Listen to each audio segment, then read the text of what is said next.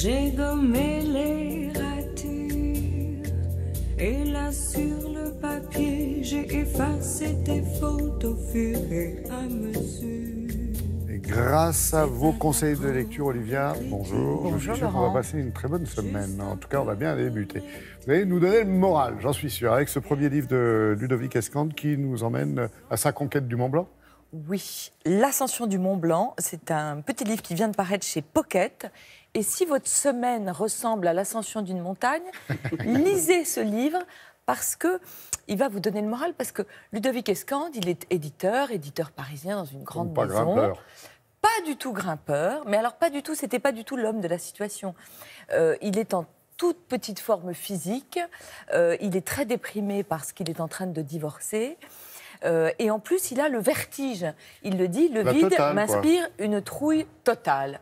Et pourtant, on est en octobre à Paris. Il est en train de dîner avec son ami Sylvain Tesson. Tiens donc. Sylvain Tesson que l'on connaît, Grimpeur émérite. écrivain, grimpeur, aventurier et foufou.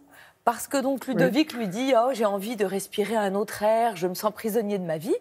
Et Tesson lui dit « Mais tiens, on va aller escalader le Mont Blanc ». Et Ludovic Escande lui dit « Mais non, pas du tout, je ne suis pas capable ». Et alors là, ce qui est formidable dans ce livre, c'est que c'est un livre très, très politiquement incorrect. Littérairement, je trouve très réussi. Mais après, avec plein de conseils à ne surtout pas suivre, puisque Sylvain Tesson lui dit « Écoute, la cigarette et l'alcool, surtout, tu ne changes rien. C'est excellent pour les artères ». Je vous le dis, ce sont uniquement les conseils de Sylvain Tesson. En revanche, ce que tu peux faire, c'est rajouter 2-3 séances d'1 heure de jogging par semaine. Très bien. Et il lui dit, on va appeler l'ami Jean-Christophe Ruffin, lui aussi écrivain, aventurier, médecin comme ça, homme absolument extraordinaire, pour lui demander s'il peut nous accueillir dans son chalet de Saint-Gervais et faire l'expédition avec nous. Alors, si vous connaissez 3 hommes dans un bateau, récit absolument hilarant, et bien voilà, et bien là, vous avez 3 hommes sur le Mont Blanc, récit à la fois très très drôle, mais en même temps très très touchant, et en même temps d'une humanité, je trouve, absolument incroyable. Alors c'est comme dans les 3 mousquetaires, en fait, ils sont pas seulement 3, ils sont 4, parce qu'ils vont demander quand même à Daniel de venir avec eux, et Daniel, il est tout simplement champion du monde d'escalade, et ça vaut mieux, parce que Ludovic Escande, lui, est vraiment en très piteux état quand il arrive. Le début de l'expédition, donc il arrive à Paris chercher Tesson pour partir en voiture vers le Mont Blanc. Et là, Tesson ne peut plus parler. Il a la luette qui est devenue énorme. Il lui dit « Non, non, mais t'inquiète pas, c'est parce que hier, j'ai fait de la moto torse nu. Oh, bon, ça va aller. » C'est pour vous dire quand même le degré de folie, de fantaisie et irrésistible de Tesson. Ils arrivent là-bas. Il y a un jour, comme ça, on lui dit « Bon, tu vas monter un petit peu. » En fait, Ludovic Escande, il dit « Précipitez-moi dans le vide, je ne peux pas. » Bon, évidemment, il va réussir. Ce livre, c'est un livre sur l'effort physique, mais surtout sur le dépassement de soi-même. C'est une leçon de vie avec humour.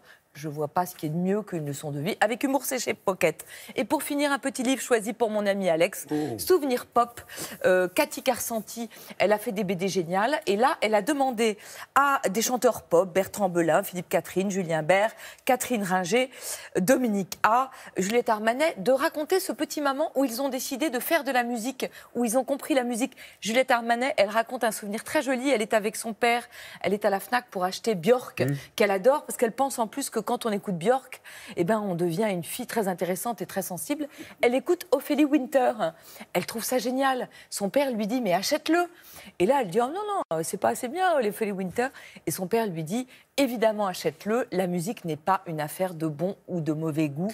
Il faut juste écouter son instinct. » C'est chez Hélium Humour. C'est formidable.